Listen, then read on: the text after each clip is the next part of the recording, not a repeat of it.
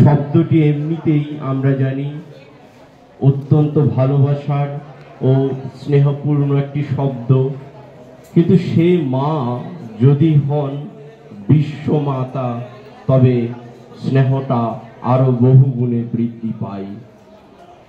আমাদের আদিমা ছিলেন সে বিশ্বময়ী জগদ্ধাত্রী, সাক্ষাৎ জগন্ময়ী মা। তাই তার কথা বলে শেষ করা যাবে না, কেননা বিশ্ব সংসারের প্রতিটি সন্তানের প্রতি তার অগাধ ভালোবাসা। প্রতিটা সন্তান যারাই মায়ের কাছে এসেছেন তারা প্রত্যেকেই জানেন মা কতটা ভালোবাসতেন, আর এখনো তিনি ভালোবেসেই চলেছেন। মা আমাদের আদি শক্তি, তাই তিনি সেই তার বাল্য অবস্থা থেকেই সেইভাবে তার ব্যক্তিত্বকে তিনি গড়ে তুলেছিলেন।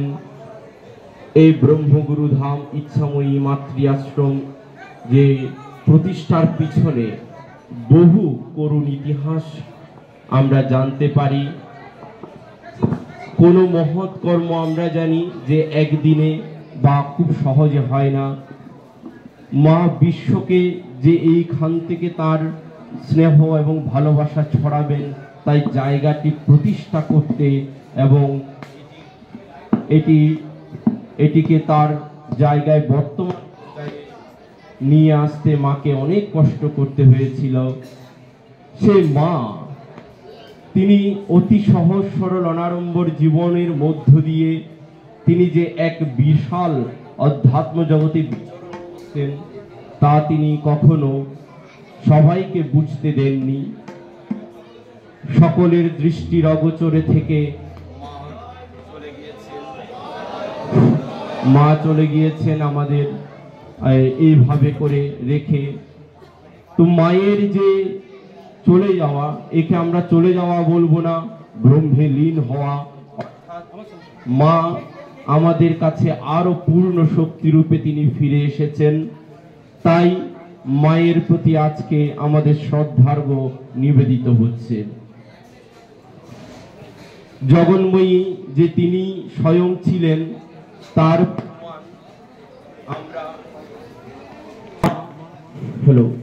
যে জগন্ময়ী ছিলেন তার প্রমাণ অনেক ভক্ত সমাজ ইতিমধ্যে দিয়েছেন। আমরা গতকালের আলোচনায়ও সেই কথা বলা হয়েছিল, আজকে পুনরায় স্মরণ করছি এই শ্রদ্ধার্ঘ দিবসে। মা যখন চলে যাবেন তার ঠিক পূর্বেই, যখন অসুস্থ হবে তার পূর্বেই আপনারা অনেকেই জানেন যে আমাদের রুমা মামুনি যিনি, তাকে তিনি স্বপ্নে তিনি আদেশ করেছিলেন। মামুনি দেখতে পেল যে মা গেটের সামনে দাঁড়িয়ে আছেন গেরুয়া পরিধান করে। তখন তিনি জিজ্ঞেস করলেন, মা তুমি কোথায় যাবে? তখন বললেন যে আমি একটু যাচ্ছি। এতে মামুনি বুঝতে পারলেন না। তিনি জিজ্ঞেস করলেন যে তুমি যে মা যাচ্ছ, বাবাকে বলেছো? তুমি একটু দাঁড়াও, আমি বাবাকে জানিয়ে আসছি। যে বাবাকে জানাতে আসছেন সেই মা অন্তর্ধান হয়ে গেলেন, চলে গেলেন। অর্থাৎ মা আগাম ইঙ্গিত করে গিয়েছিলেন যে আমি চলে যাচ্ছি। এর পরপরই মা অসুস্থ হয়ে পড়েছিলেন। সবকিছু মা পূর্ব নির্ধারণ করে রেখেছিলেন, স্বাভাবিক কোনো ছেড়ে চলে যাওয়া নয়। মা সবকিছু জেনে শুনে তার সন্তানগণ যারা তাদেরকে একেবারে বুঝিয়ে দিয়ে তিনি গিয়েছিলেন। এছাড়া যখন আমরা মা চিকিৎসাধীন অবস্থায় ছিলেন তখনও কিন্তু মায়ের যে পূর্ণ কুটস্থের মনোযোগ তা সম্পূর্ণরূপেই ছিল। এবং আমরা সে গীতার অষ্টম অধ্যায়ের যে অবস্থা, প্রয়াণকালে মনসা অচলেন ভক্তা যুক্ত যোগবলেন চৈব ভ্রুবর মধ্যে প্রাণমাবিশ্য সম্যক সতম পরমম পুরুষমুপৈতি দিব্যম।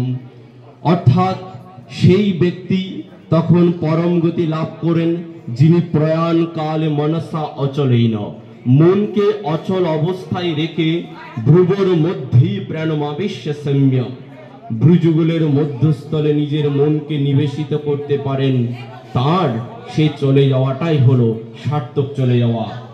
সেই কথাই বলতে গিয়ে কবির দাস বলছিলেন, মরতে মরতে জগ মারা, মরনা না জানে কোই, এসা মরনা কোই না মারা, ফির মরনা না হই।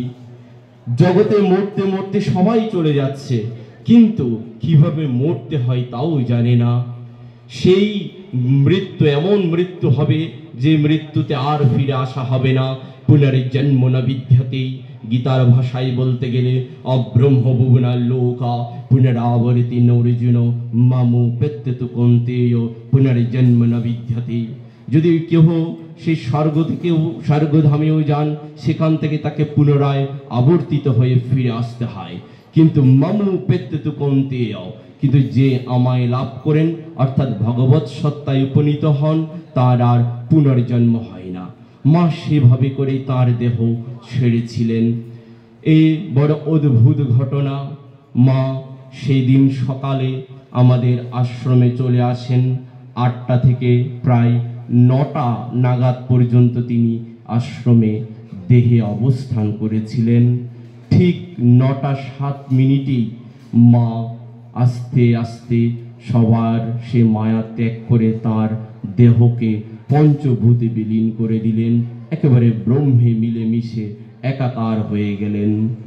এ বড় শুভক্ষণ, সন্ধিক্ষণ, উল্টো রথযাত্রার দিবস এবং মা যে দিন সোমবারে আবির্ভূত হয়েছিলেন, সেই সোমবারেই মা পৃথিবী থেকে তিনি তার দেহ ছেড়ে চলে গিয়েছেন। সেই দিনটি ছিল 7ই নক্ষত্র এবং সেই মহা অমৃত যোগ, 12 বেলা কাটিয়ে অমৃত যোগ নবমী তিথি।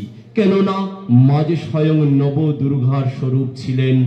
প্রথমম শৈলপুত্রীতি, দ্বিতীয়ম ব্রহ্মচারিণীম, তৃতীয়ম চন্দ্রঘণ্টেতি কুষ্মাণ্ডেতি, চতুর্থ মায়ের নাম কুষ্মাণ্ডা, চতুর্থকম पंचमम स्कंदमातीति, षष्ठम कात्यायनी तथा सप्तमम कालरात्रीति, महागौरीति षष्ठमम, नवमम सिद्धिधात्री च नवो दुर्गा प्रकीर्तिता।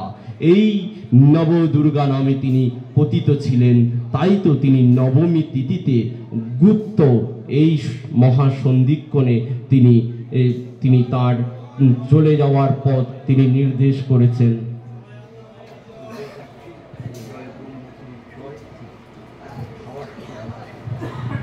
সকলে প্রসাদ গ্রহণ করবেন। প্রসাদ আমাদের গ্রহণ পর্ব শুরু হয়ে গেছে। সবাই বলুন জয় ব্রহ্মগুরুর জয়, জয় ব্রহ্মযোগীরাজের জয়, জয় শ্রী শ্রী ইচ্ছাময়ী আদি মায়ের জয়, জয় ব্রহ্মগুরু, জয় ব্রহ্মগুরু, জয় ব্রহ্মগুরু। তাই মা ছিলেন আমাদের সাক্ষাৎ নবদুর্গা, তাই তো তিনি নবমী তিথিতেই তার দেহ রাখার সিদ্ধান্ত নিয়েছিলেন। এই যে নবমী তিথিতে উল্টো রথযাত্রার দিবস, মানেটা কি জানি আমরা? জগন্নাথ দেব রথযাত্রার দিনে তার মায়ের বাড়ি থেকে মাসির বাড়িতে আসেন। মাসির বাড়িতে এসে তিনি অসুস্থ হয়ে পড়েন। বৈদ্য ডেকে তাকে সুস্থ করে পুনরায় তিনি তার বাড়ি ফিরে যান।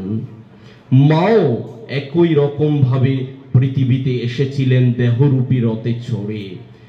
দেহরূপী রথে চড়ে এসে তিনি আমাদের নবদুর্গার স্বরূপ দেখিয়েছিলেন। নবদুর্গা যারা দেখেছেন, যারা সৌভাগ্য লাভ করেছেন, তারা জানেন। সে কথা আরো পরে হবে। তো এইভাবে করে মা তার দেহরূপী রথে করে এই ধরাধামে এসেছিলেন। এসে তিনি উল্টো রথযাত্রার দিবস, মানেটা কি? সেই অরিজিন অবস্থায় পৌঁছে গেলেন। অর্থাৎ জগন্নাথ দেব যে রূপ মা থেকে মাসির বাড়িতে এলেন, এই সৃষ্ট জগতে সকলে আমরা পৃথিবীতে এসেছিলাম। মাও সে প্রকৃতির নিয়মে এ ধরাধামে আবির্ভূত হয়েছিলেন, হয়ে তিনি তার যে অরিজিন অবস্থায় ফিরে যেতে পেরেছেন, মাসির বাড়িতে আসা। মাসি মানে মা নয়, তিনি মাসি, মায়ের মতো দেখতে কিন্তু মা নয়। অর্থাৎ বলতে গেলে সে সাধক যোগীর ভাষায় মনো চালো নিজ নিকেতনে, সংসার বিদেশে বিদেশির ভেসে ভ্রম কেন অকারণ। সকলে আমরা এই সংসার রূপ বিদেশে চলে এসেছি, অর্থাৎ মাসির বাড়িতে, যা অরিজিন নয়। এইবার সাধন করে আমাদের সে অরিজিনে ফিরে যেতে হবে। জগন্নাথ দেব যেভাবে অসুস্থ হয়ে পড়েছিলেন, কেননা প্রত্যেকে এই সংসারে আসলে প্রকৃতির নিয়মে বদ্ধ হয়ে যান, কিন্তু সেখান থেকে যারা কতিপয় মহাপুরুষ মহীয়সী, তারাই এই মায়া থেকে মায়া কাটিয়ে তারা অরিজিনে ফিরে যেতে পারেন। তাই বৈদ্য ডাকা হলো। বৈদ্য হলেন এখানে গুরু সত্তা স্বরূপ, অর্থাৎ ভব ব্যাধিতে আক্রান্ত প্রত্যেক মনুষ্যকে গুরু এসে তখন জানিয়ে দেন, ওরে তোর জন্ম যে শুধু এই পৃথিবীতে ভোগের জন্য নয়, তোরা যে আমার ত্যাগের সন্তান। মা বলতেন, আমার কাছে যারা আসে তারা আমার পুণ্যের সন্তান, আর যারা আমার কাছে আসতে পারে না তারা আমার ভোগের সন্তান। তো আমাদের সেই জায়গায়, মায়ের সেই জায়গাটা বুঝতে হবে যে ত্যাগবাদের জন্য, সে অরিজিনে ফিরে যাওয়ার জন্যই আমাদের জন্ম। কবিগুরুর ভাষায়, জগতের আনন্দ যজ্ঞে আমার নিমন্ত্রণ, ধন্য হলো মানব জীবন। আমার মাঝে তোমার লীলা হবে, তাই তো আমি এসেছি ভবে। গুরু, তোমার চরণে আমি যেন আজীবন থাকতে পারি, আমার মাঝে তোমার লীলা হবে, তাই তো আমি এসেছি ভবে। এখানে আমরা কেউ কিছুই করতে পারি না, সব প্রভুই করান। এই জ্ঞানে যদি কোনো ক্রিয়াবান গুরুর চরণে আমরা থাকতে পারি, তাহার আর কোনো চিন্তা নেই, এটুকুন গুরুদেব বুঝিয়ে নিয়েছেন। তাই মা জগন্নাথ দেবের ন্যায় তিনি ফিরে গেছেন তার আপন ধাম ব্রহ্মলোকে।